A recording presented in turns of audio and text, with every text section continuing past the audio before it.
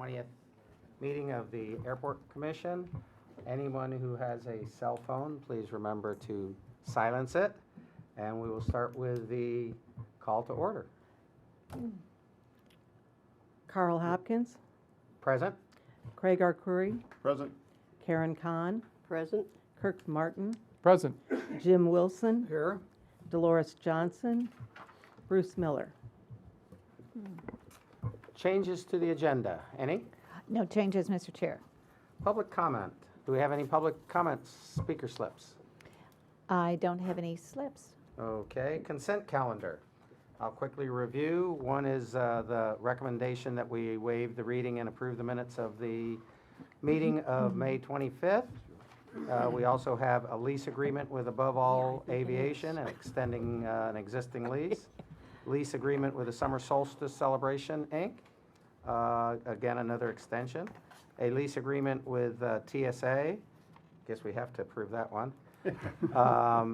A recommendation that we approve the proposed fiscal 2017 commercial industrial rental rates and receive the property management report for May and June of 2016. Do I have a motion to approve the consent calendar? Move to approve. Second. Any discussion? All in favor? Aye. Aye. Opposed? Passes. Notices. On July 14th, the Airport Commission Secretary duly posted this agenda on the bulletin board at the Airport Administration. And we have liaison reports. First of all, the City of Santa Barbara Councilman Frank Hotchkiss. What do you have for us today, sir? Good evening. Well, we have a new police chief for you today. Lori Luno. Looks like it's spelled Lunow, but it's pronounced Luno. She was number 2 or 3 in San Diego. We swore her in Monday, so she's the official police chief now. And parenthetically, her fiance was a naval aviator. Flew, not Sea King, something else off, helicopters off carriers. Fiesta is coming up. Hold on to your hats, get changed. Don't ride a horse. Our budget is formally adopted. That's the good news. Bad news, or if it's less than great news, is that our TOT and sales tax continue to decline slightly. So that means budgets are going to remain tight. And then the best part is that we get a 3-week break in the middle of August, and I'm looking forward to that. Thank you very much. Well deserved. Goleta, Councilman Michael T. Bennett.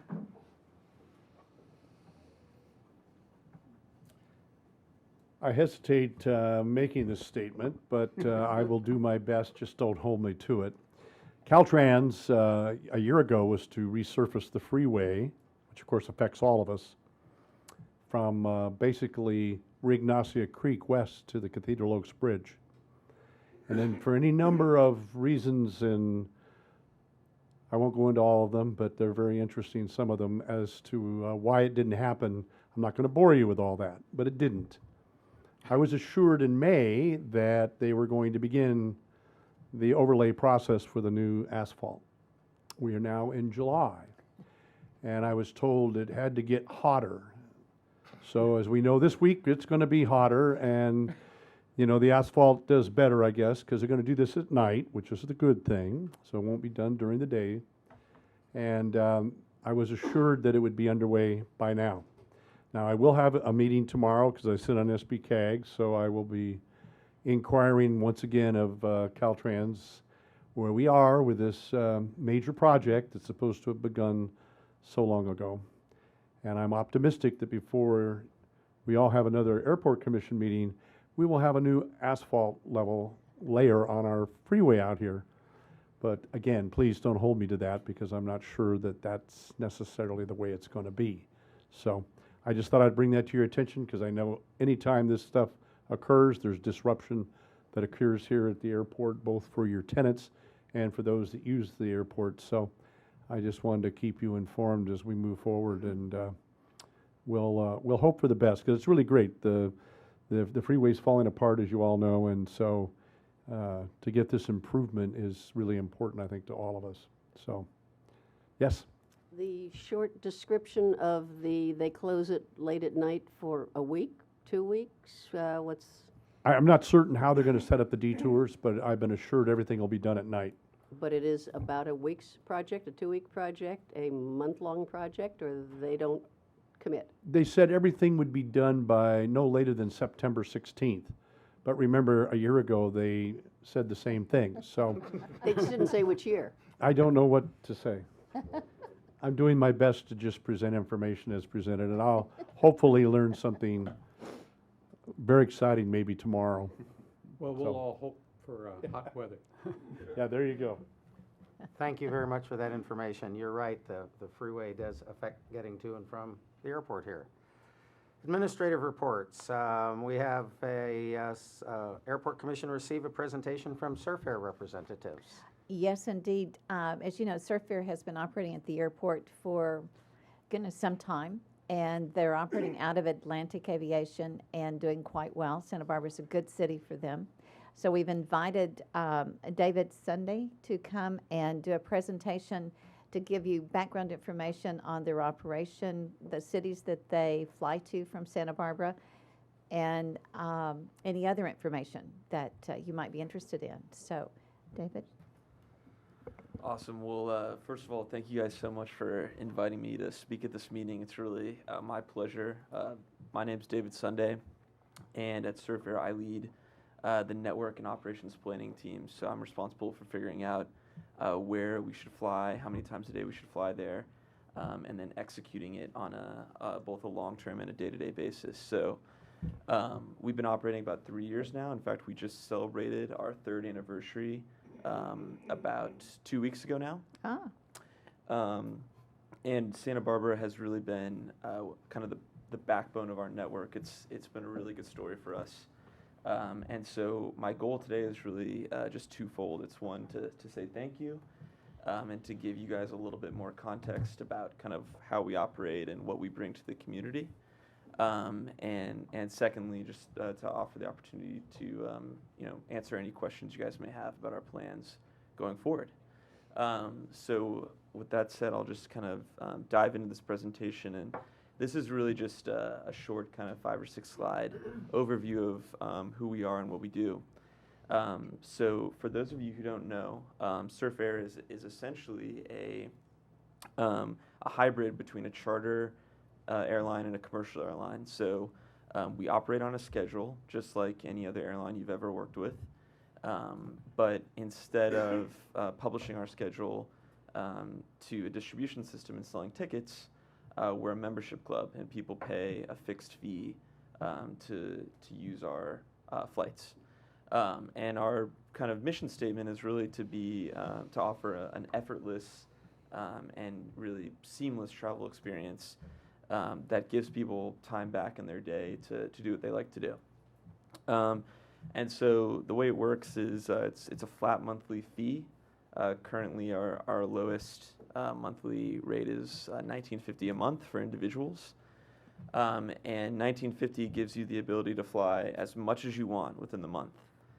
The only caveat is that you're only allowed to hold a certain number of reservations at a time. So, for example, you can't pay $19.50 and then go book 3 flights a day for the rest of the month. That would be ridiculous. So as soon as you fly one of your reservations, it comes back and you can book it again. And just to give you guys a little visual here, this is our application. So again, it's meant to be as easy as possible. Booking takes 15 seconds. This is me showing up at the airport. I'm just kidding. This is our terminal in Carlsbad. This is our aircraft, the Pilatus PC-12. Again, me boarding the plane. The inside of the aircraft, so just a really nice, simple, comfortable interior, a really quiet space to work. The experience is really optimized for people who are using this for business and want to save time. And then finally, getting off the plane, again, just as easy as walking off right into your car. No kind of hassle of having to go to a garage or anything like that. It's really a great experience. So why do people use us? People use us because we offer them the convenience of a charter operator at a price that's really pretty reasonable. In fact, it's in some markets I would say it's even cheaper than commercial if you fly enough. And so people like it because for a couple reasons. One, the pricing is really simple and consistent. We're not going to use revenue management tactics to bump the price up at the last minute because we think there's more demand.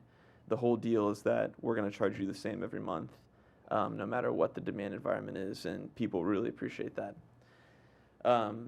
I think the second thing is that you don't have to, it's not maybe as much of an issue in Santa Barbara, but in LAX, for example, where security lines can be in excess of an hour or two, we offer the ability for people to bypass that. And we do, of course, background check them when they join our membership, but being able to operate out of FBOs like Atlantic here really saves people a lot of time. So that's why people choose our product.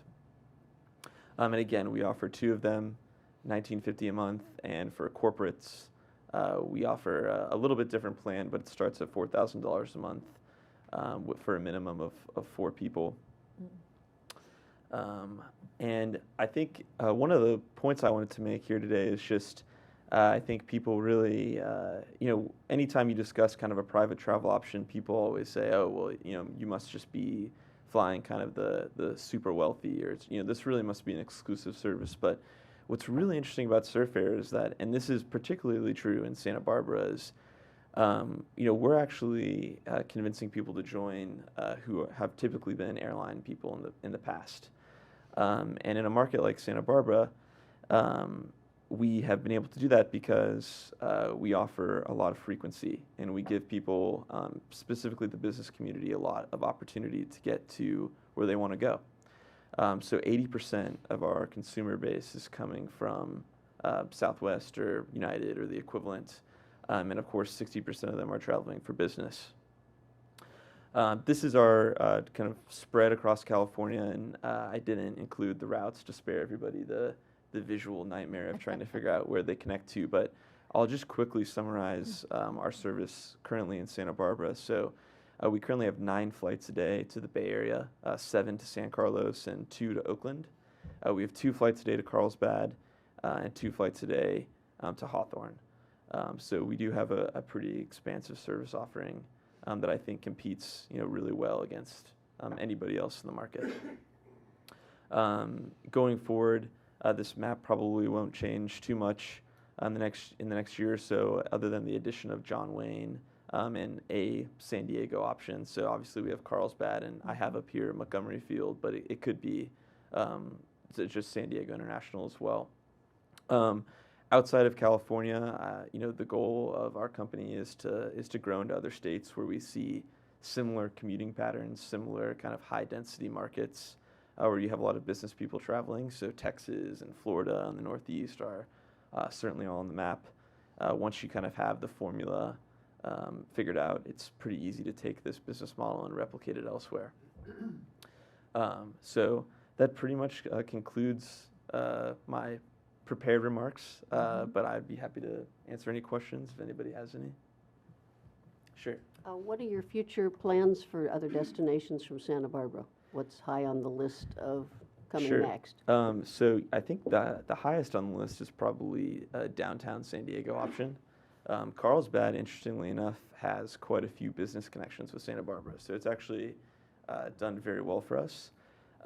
We previously had service from Santa Barbara to Sacramento, which I think will come back at some point. It was timed during the middle of the day, so there wasn't a way for people to go up in the morning and come home at night, which is really where our value proposition lies.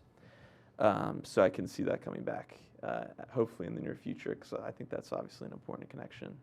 Are there connection options if somebody wants to go to Sacramento? Can they go, say, to San Carlos and then continue on? There are. So because we've got 7 flights a day to San Carlos, you can connect at least in one direction right now, and sometimes you can connect in both directions to do a day trip. So yeah. Thank you. Yep. Is there a commitment of X amount of months as a minimum to be a member, or can you do it a month here and a month there? How does it work? Yeah, that's a really good question.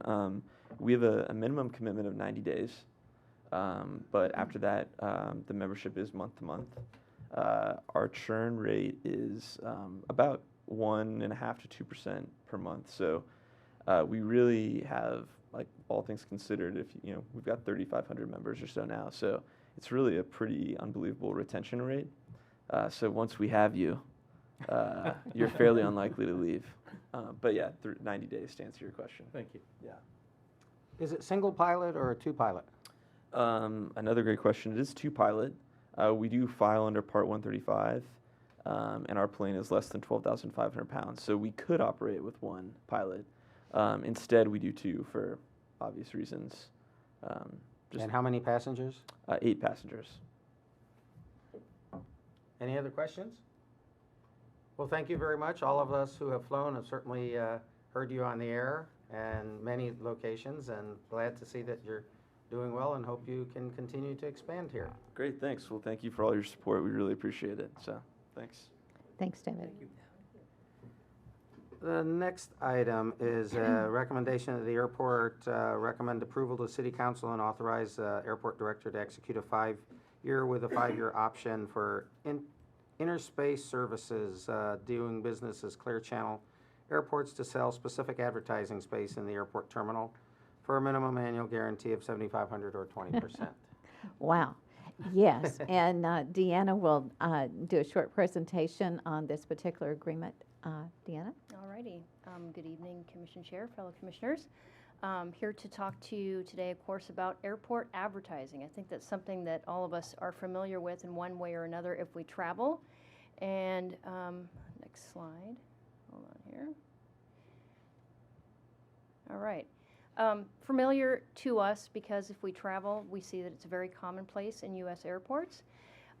It's something that is a big money maker for a lot of airports, especially the large airports in the U.S. It can be a $1 million plus business a year. It's nearly always managed by third-party advertising sales forces, as we're proposing today. And that's because there are a lot of synergies, of course, with companies that are selling advertising in multiple airports to not only local but national customers. The marketplace for advertising, airport advertising, is quite consolidated. There are about 3 or 4 pretty large players in the marketplace for airports today. It's just there's not a lot of room for growth in advertising in that way. It is one of those things that for airports, it is vulnerable to swings in the market. So if the economy is not doing well, advertising is not going to be the place that an airport can try to recoup revenues, because those are generally impacted by the economy to a large degree.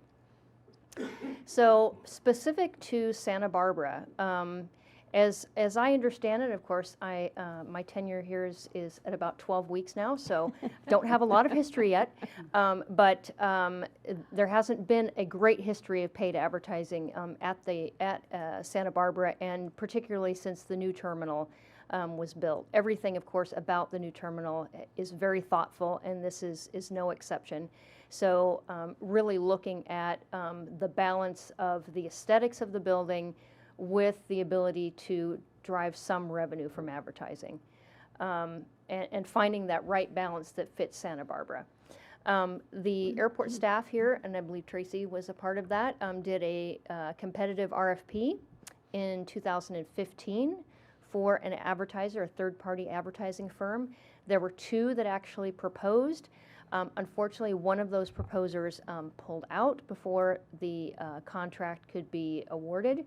So we moved ahead with negotiations with the remaining advertising company that proposed, and that was Clear Channel Airports. Clear Channel Airports is one of the behemoths of advertising generally, but also specifically in airports. They are a U.S.-owned company, however, and you'll find them certainly at most of the larger airports around the country, but they also have some smaller airports as well. The proposal here is for a 5-year agreement with a mutual option for another 5 years. The logic for doing that, I should say, most airports typically would lock themselves into a 10-year agreement, but I think that given the possibilities for just starting out with advertising in this airport. In 5 years, we may find that we could actually do a bit better, just depending upon what the market looks like. So leaving some of that flexibility open. The locations in the airport are quite limited. Again, that is the balance of aesthetics versus revenue. I'm sure we've all been to airports where we've seen so much advertising that we're almost overloaded with visual, sensual overload. So that's not going to be the case in Santa Barbara. However, Clear Channel is committed to aggressively selling the spaces that they will be allotted in the airport, and we will earn the greater of this minimum annual guarantee that's been outlined here, or 20% of their sales. So it's the greater of. So that minimum annual guarantee is really the minimum that we could earn from it. There is very specific locations spelled out in the proposed agreement that cannot be changed without permission from the airport. And actually, this is a very purposeful contract, I should say, and that the airport is very careful to retain control over this advertiser, even though they're selling the advertising for us. So here's just an example of a few locations. Digital screens in the ticketing lobby, hold rooms on the ticketing level. There's 4 of those. You see those today, but those would be afforded for advertising. Baggage claim would have some wall-mounted graphics. They're actually fabric mounted on frames, so they don't damage the integrity of the building. Some advertisers used to put vinyl wall wraps on walls, but they could damage the walls, so we won't have that problem. And you can see the escalator, a digital screen. There's a screen going down from the arrivals area down into the building, into the terminal. There's a couple more locations, but again, they're pretty modest. And we will start out with this and see how this fits and move forward from there. And now it's telling me that we are running out of power, which is not good. So just again to reiterate that with the proposed agreement, any advertising requires the approval of the airport, and that includes content. And currently the legal department is reviewing some content guidelines. That's also extremely typical, I would say actually is the rule for airports. They're to be very concerned about the kinds of content that advertisers might put up in the facility. And I believe that we would like to bring those guidelines also back to the subcommittee that looks at lease agreements to take a look at that. The designated locations, like I said, cannot be changed without airport permission. And in the event that there's advertising space that is not sold, Clear Channel does have the right to allow nonprofit organizations to use that space. Clear Channel will be in charge of actually making that happen. That's not something that the airport would get involved in, but they would have guidelines as to which kinds of organizations, nonprofits that could be afforded space on a space available basis. So if you have any questions at this point, I'd be happy to address them for you. The cloth wrapped frame, what type of advertising is that? Obviously, it's different than the digital? Right. Well, essentially, it could be the same type of graphic. It's just a different type of, the digital, of course, can be moving and it can be variable. So this is a static form of advertising.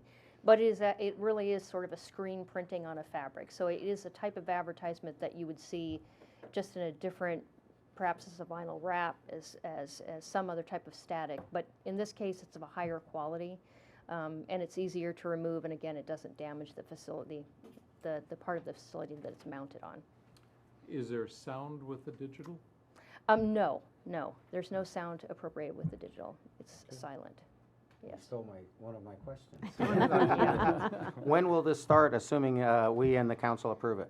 Well, we would like to get this up and running for the fourth quarter of this year. That really depends a little bit on how quickly Clear Channel is able to mobilize their sales force. So there are some variables still in there, but they will be paying the airport on a quarterly basis. So if we are fortunate enough to get it up and running, we could derive some revenue from this in the fourth quarter of this year, but most certainly in the first quarter of next year, this will be up and running. Thank you. Any other questions or comments? Thank you very much. Thank you. Very interesting. you. I think You we're want gonna to need approve pa- the agreement? Oh, I'm sorry, we need to Thank you. approve this, yes. Oh, yes. This was not just the presentation. Do I hear a motion to recommend approval to the city council? So moved. Second. All in favor? Aye. Opposed? Okay. Yes, you. we have recommended it. Sorry about that. That's okay. And we have power again over here? All right. So the next to the last item here is the Airport Master Plan Draft Environmental Impact Report. You're gonna be Recommendation. reading that into the record, is that the, Yeah, yes, I will be reading that later here. Yeah, well, we'll After me. take turns, a chapter at a time. All right, that's right. There's 701 pages. Let's see, how we'll divvy that up. The recommendation is that the Airport Commission hold a public hearing to take public comments on the draft environmental impact report for the Santa Barbara Airport Master Plan. Note that no action will be taken on this hearing, but it is a public hearing for public comment after we have, I presume, a short presentation. That's correct. I believe it would be convenient to have the public speaker slips, should someone want to comment. Do or we make have a any public speaker slips? On the back table? And has anybody completed a public slip? No. Is there anybody who would like to speak to this and forgot to complete a public speaker slip? Then we will go ahead with our presentation and possibly have some comments from the commission. Very good. Thank you, Mr. Chair and Airport Commissioners. As you said, this is a public hearing. The purpose of this is for staff to listen, so it's with a little bit of irony that I'm going to now talk for about 15 minutes. But the purpose is, of course, for me to take comment on this document. So I'm going to go over briefly specifically why this is here again, a refresher on the Airport Master Plan, what the changes are in the recirculated environmental impact report, the need for a statement of overriding consideration, and what our next steps will be. We'll start with the environmental hearing that we're having today. This is for a recirculated draft EIR that is necessary when through the public review process or after we've done the public notice specifically, a new significant impact or a new alternative has been identified. A few other things, but typically that's why that would happen. We only need to recirculate the changed sections despite how long this document is. That's all we've done. We've not recirculated the entire document. We've included a summary of changes. That's in section 1.4 of the recirculated draft. And the specific purpose of this hearing and of the public comment period is to receive comment only on the changes from the prior document. So one of the purposes of this meeting and of also the meeting that we will have on September 1st at Planning Commission is to receive comments from the commissions and the public on the adequacy of the changes specifically. We will also be accepting written comments at any time until Friday, September 2nd. And as you've already stated, no action will be taken today. Hard copies are available in 4 locations. We're required to do 630 Garden Street and the Central Library, but given the airport's location removed from downtown Santa Barbara, we've also included this location, the Airport Administration Building, and the Goleta Branch Library at 500 North Fairview as locations with hard copies. Of course, it's also available online at santabarbaraca.gov/EIR. So now I'll go over the master plan. You've all heard this before, but perhaps for the benefit of the audience and the public watching. This was a process that began almost 5 years ago. We've had a number of public hearings and committee meetings, as well as given updates to at least 6 boards and commissions over that time. We're now near the very end of the process, wrapping up our environmental review phase. The purpose of the master plan is to guide development at the Santa Barbara Airport for the next 15 to 20 years, specifically looking at relocation and improvement of general aviation facilities, incorporating airfield safety improvements, and consolidating airport parking at the airline terminal, as well as possible future airline expansion. So this is the overview of all of those various projects, and I'll go through each of the three main categories. The first are the airfield recommendations, which are to improve safety on the airfield. The largest of those projects is the extension of Taxiway Hotel, Taxiway H, on the north side of our main instrument runway, all the way to the runway 7 threshold, as well as expanding the shoulders on Taxiway Hotel and a few other areas. We'll also include some green islands to narrow taxiway crossings at runways where those are identified conflicts.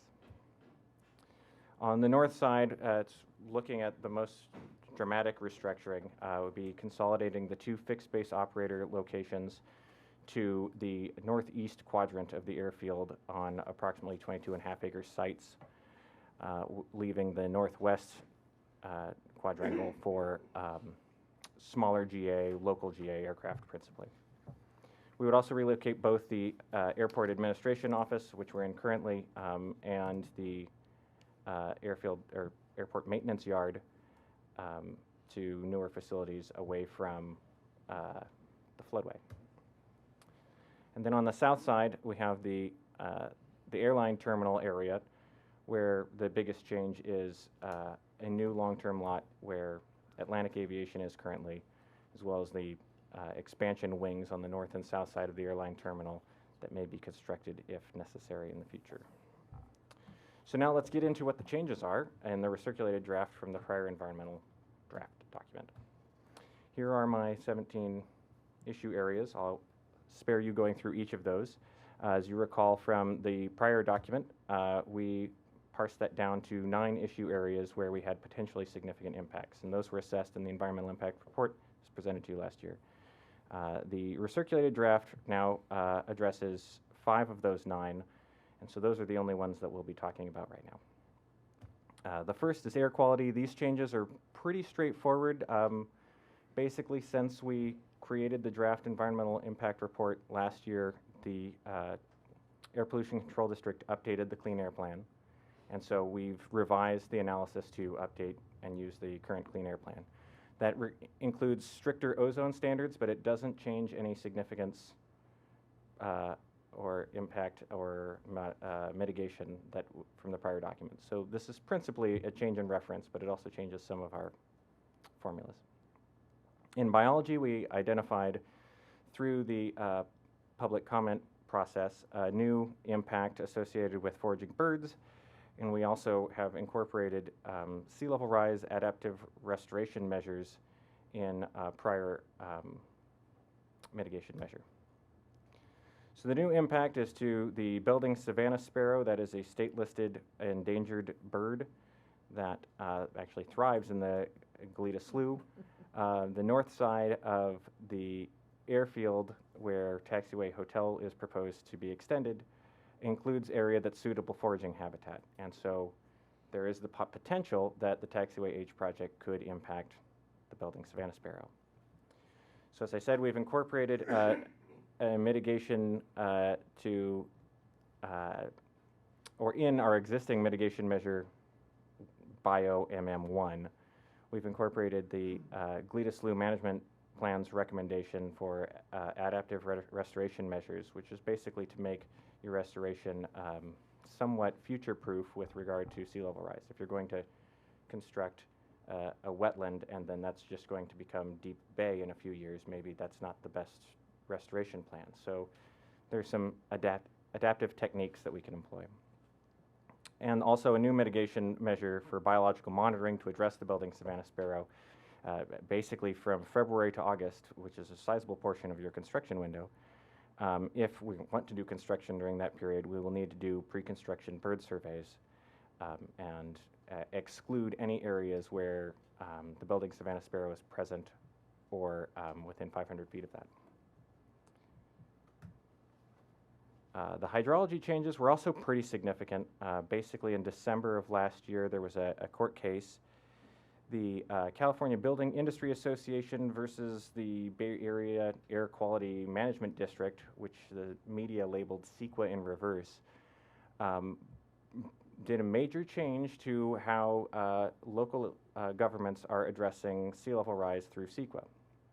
it said somewhat intuitively that EIRs can only consider a project's impact on the environment, not the impacts of the environment on a project. So if you construct something and then the environment does something to you, that might be a problem, but that's not a problem in your environmental review process. So we've revised our hydrological impact section to exclude the sea level rise impact, or rather identify it as no impact. However, we retain the mitigation measures that were previously proposed because they remain a good idea, and frankly, they're going to be required of us as we go through the Coastal Commission's process anyway. So it's a good idea to keep those as best practices. The changes to land use and planning section include the pursuit of avigation easements, which were included in the airport master plan but not analyzed in the prior environmental document, as well as the potential conflicts between the California Department of Fish and Wildlife and the Taxiway Hotel extension regarding the Goleta Slough Ecological Reserve. So we've identified 2 new impacts associated with those. The acquisition of avigation easements over property in the city of Goleta is not identified as a significant impact. In almost all cases, the city of Goleta's building height restrictions govern, but in places where there is the potential for conflict, those are areas that are already zoned light industrial, and those are generally compatible with close proximity to airports. The Goleta Slough Ecological Reserve boundary is identified by the California Department of Fish and Wildlife and would need to be amended in order to accommodate the Taxiway H project. And so we've identified a mitigation measure to revise the City of Santa Barbara's cooperative agreement with the Department of Fish and Wildlife to do just that.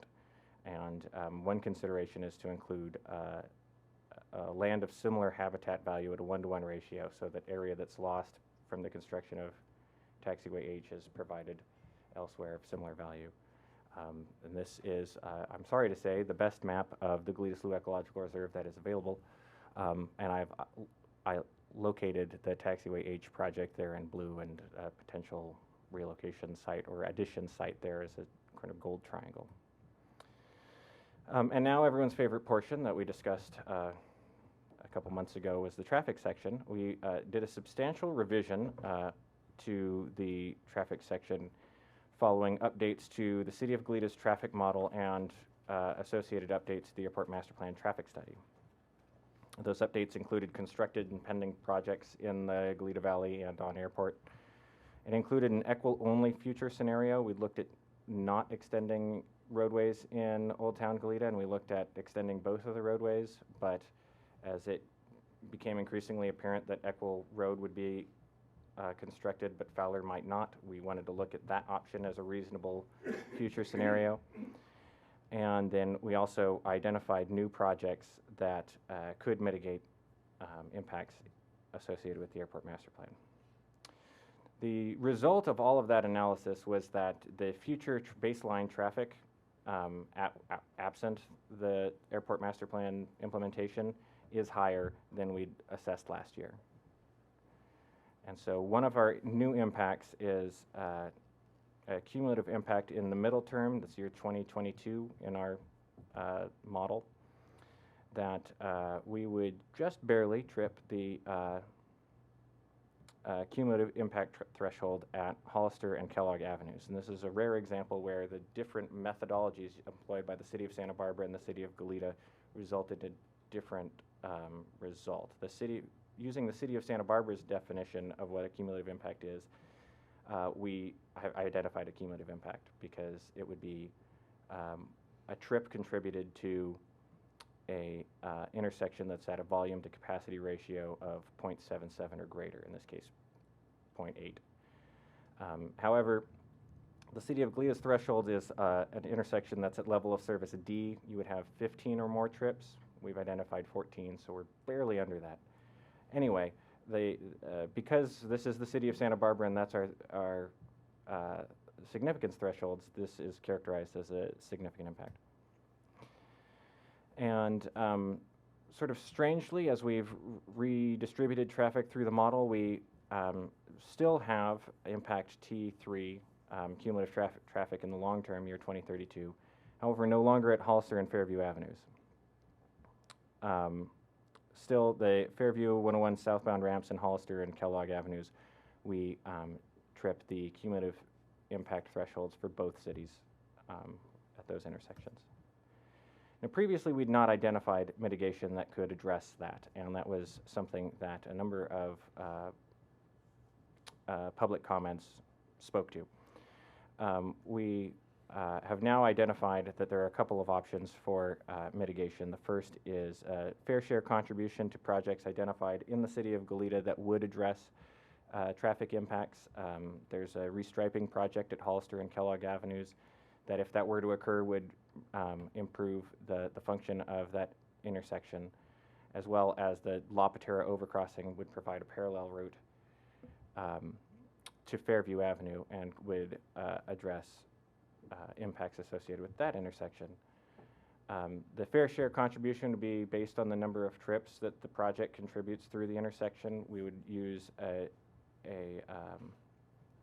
funding formula that would probably start with the Goleta's traffic mitigation fees that they apply to projects in the city of Goleta. We would also use transportation demand management measures for the new fixed base operators. These are things that we frequently require in downtown Santa Barbara, but applying this for these projects, which includes relatively modest measures such as van pool, complimentary bus passes for employees, bike lockers, that sort of thing. That will reduce the number of trips that the projects would contribute to impacted intersections, but wouldn't reduce to less than significance on its own. And the city of Santa Barbara doesn't have the ability to affect the mitigations that would reduce to less than significant, because those would occur in the city of Goleta and depend upon the city of Goleta's Public Works Department to take action. So the appropriate thing to do is to issue a statement of overriding consideration pursuant to CEQA Guidelines 15093, balancing the conflicting public objectives of ground transportation traffic and airfield safety. So we have to characterize the benefit of consolidating airfield uses as being a safety enhancement, which I think is pretty easy to do. So to summarize all of this, we've identified one Class 4 beneficial impact, that we're removing hazards in the floodway out of the floodway, so we can celebrate that we're making some benefit. And we've identified 3 new Class 3 impacts, 3 fewer Class 2 impacts. However, we have more mitigation measures, and that's principally because we've doubled the number of Class 1 unavoidable impacts. So we include those mitigations to mitigate to the maximum extent feasible, but we still characterize it as significant and unavoidable. So the next steps, we'll be holding another one of these public comment hearings toward the end of the public comment period on September 1st at 1 p.m. in City Council chambers in City Hall downtown. And of course, you can provide written comments either to me at the address on the screen or to my email address, abrahmond@santabarbarca.gov. The final EIR will include all the responses, will include all of the comments received both in the prior public review and this current public review, along with responses, and that will be presented to Planning Commission this fall. So that concludes my presentation. Thank you. Thank you very much. As I commented earlier, this combination here is 701 pages, and I cannot imagine the amount of time, effort, and work that you put through to it, but it certainly is clearly a very thorough and well thought out document, and I'd like to thank you for all of the efforts over the last almost 5 years now. I would also like to make a comment on the EIR, other than the fact that overall it is extremely good. I do have one area to which I disagree or object. As you know, the master plan started 5 years ago. I was a part of that committee of some 25 people, and public hearings and a variety of meetings. And a major part of that was for the light general aviation, and that included the movement of all of the light general aviation to the northwest corner of the field. The heavy general aviation would be on the northeast corner, and then the south side would be limited to commercial aviation, which I think was an excellent overall plan. Part of that southwest or northwest corner was a transient aircraft. That is, people who fly in for a day or a few days and then fly out, planes that are not based here. Part of the area over there also was intended for flight schools. We currently have 3 flight schools on the airport, and the idea was 2 or 3 flight schools and a number of transient parking spaces. Yes, thank you. The idea there was to remove Hangar 1, one of the World War II hangars, to provide the space to do that. As part of the EIR, as I understand it, a consultant hired by the airport determined that the World War II hangars 1, 2, and 3 were possibly a city structure of merit. They were possibly eligible for such. This did not come up during the planning, the various planning sessions, even though there were multiple public hearings and there were people from the Planning Commission and a variety of other city of both Goleta and Santa Barbara staff present. If we do not remove Hangar 1, we will not, in my opinion, and I've worked extensively with the airport staff and looking at this, I do not believe that we will be able to meet that goal or requirement of adequate transient parking and adequate parking for flight school airplanes. So I believe that it is imperative that we remove Hangar 1. That's the leftmost white building down there near the fuel depot. We're getting there. Oh, it's not the white building, it's now the grayed out building, because in this master plan it shows it as being removed. The second hangar number 2, was also to be removed. And the reason being, you can see there the white buildings, those are the existing T hangars, and then the 2 yellow stripes there are new T hangars. It was to be removed in order to allow planes to get to those new back T hangars. Without removing it, I don't know that we could get those T hangars ever built, because I'm not sure you could get adequate FAA approved access to those hangars. The only way you could get to them would be taxi between the other 2 sets of hangars. I seriously question whether that would ever be approved. If we don't build those hangars, we will end up with fewer hangars available today or in the future than we have today. And although general aviation isn't growing in leaps and bounds, the projections in the master plan based on FAA projections are that there will be a small increase in general aviation. So in summary, no, hangar number 3 was also previously proposed to be removed. It was originally a maintenance hangar, is currently a maintenance hangar, and could remain a maintenance hangar or could be incorporated through the FBOs, but would remain as to be treated as though it was a structure of merit, whether it ever becomes one or not. So in short, I believe that the EIR should reflect the fact that, and request the council, I can't remember the exact words, but an overriding issue that the purpose of an airport is to support airplanes, and without the removal of those 2 hangars, we cannot meet the goals outlined in, or 2 of the goals outlined in the master plan. That is all I have to say. Is anybody else on the commission have anything they'd like to add? Just one point. In camping onto what you were saying, it was not entirely the removal, but potentially the movement of those structures. The World War hangars 1, 2, and 3, the plan was to remove them. The two that were to be potentially moved are the general western hangars in the very far northeast corner. Okay. Those were the hangars built in the 20s or 30s that are presumed to be eligible for a National Historic That's right. Monument. They've been identified as eligible for listing on the National Registry of Historic Places. Thank you. And those two are still in the master plan. If the money becomes available, the master plan or the EIR has identified 3 possible locations to move them to. Yes? Do we have any information from staff on why hangars 1 and 2 were left as opposed to being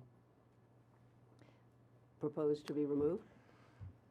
Yes, the hangars proposed to remain were identified as potential structures of merit in our architectural historian's historic structures report that was presented to the Historic Landmarks Commission. And in consultation with the members of the Historic Landmarks Commission and City Council members, it was demonstrated to staff that it would be very difficult to justify the removal of those hangars with the stated purpose of the airport master plan. Specifically, that we could still meet the intent of the airport master plan and keep those hangars, and that was preferential.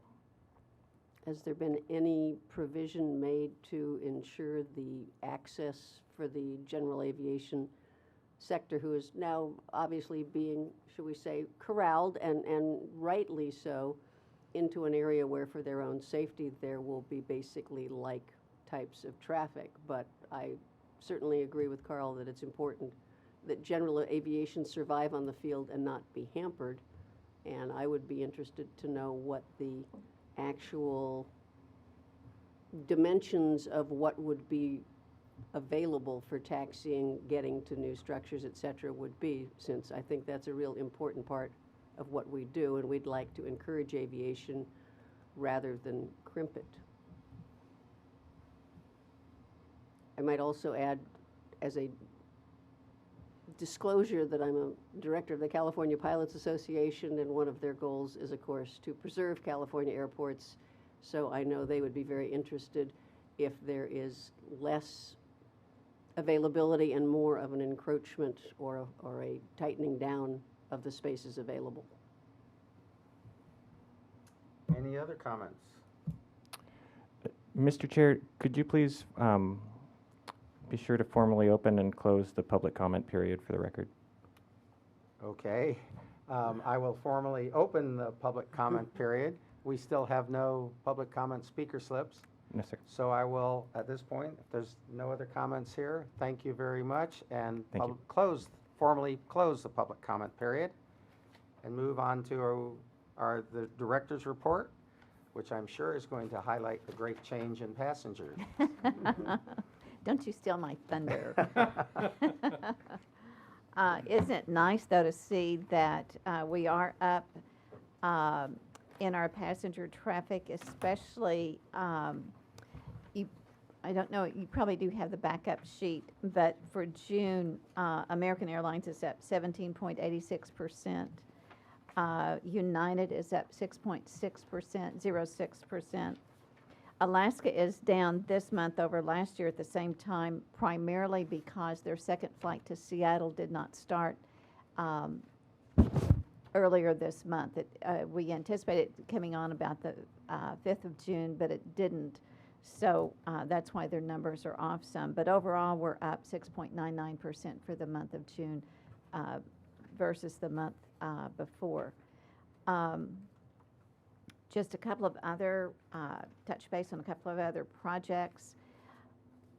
And I'm going to have Jeff join me here. As you may or may not know, last night we had an electrical outage on the airfield happening, which also required that those flights coming in that would remain overnight at the airport had to be diverted or canceled. And at this time, I'd like Jeff or Tracy to give just a briefing on what took place. I'm Jeff. I'm the facility manager for the airport. Last night about 8 o'clock, we got a call from the tower that as they went to turn the lights on for the main runway 725, the lights didn't come on. So we dispatched maintenance staff, got them out here troubleshooting as it's getting dark, obviously. We also dispatched an electrician to come out and help us with that. It took us some time to get the troubleshooting done, find the issue. It was only the 725 lights that were out. The rest of the airfield was still lit, so the parallels were still open. About 4 o'clock this morning, they found a short in the 725 circuit between Gulf and Bravo south of 725 in a vault there. So they were able to repair that short and restore the lights for this morning. As Hazel said, the commercial aircraft weren't able to come in last night, so the flights this morning were counted also. 5 flights this morning, 5 flights last night, and 1 was diverted. We're looking at what caused the short and trying to come up with the cause and see what we can do to improve our process to make sure that doesn't happen again. It's never happened before that I know of, so very unusual. And Jeff, this particular short was not part of the most recent electrical upgrade, is that correct? We're still looking at that to see if this was one of the boxes that was upgraded or not. Oh, okay, okay. Very good. Thank Okay. you. All righty. The other 2 items I wanted to touch base on, 3, I guess. D&G car dealership project went to ABR again on Monday to get more comments about the design of that facility. And we will be coordinating with the City of Goleta's Ad Hoc Committee on Airport Development Projects, their subcommittee, setting up a meeting so that we can take that project with the proponents to City of Goleta so that they will have a full opportunity to look at the plans and specifications, and we can receive their comments on that. Direct relief, we're very, very close to closing. You'll see some construction on the north side. That is not real construction. That's their Phase 3 archaeological study that they're doing, which was allowed in the purchase and sale agreement. We anticipate closing, right now it looks like maybe August 1st. And at that time, then they'll start with their demolition and the roadway improvements. So that's getting very, very close. Additionally, the wings sculpture, there will be, and I can't recall if I let you know this last month, but there will be on August 1 a public event, fundraising announcement, and they're going to be using the Ovington Historic Terminal for that event. I don't have any other details yet, but I know that they've been working diligently to raise the money to put that project together. So hopefully they'll reach their financial goal and that project will go forward. So with that, that's all I have, unless you have other questions of me. I have a question, Jeffrey, on the power outage. Mhm. Did that affect the ILS approach light system as well, or just the runway lights? Just the runway lights. Thanks. Any other? Then we are adjourned.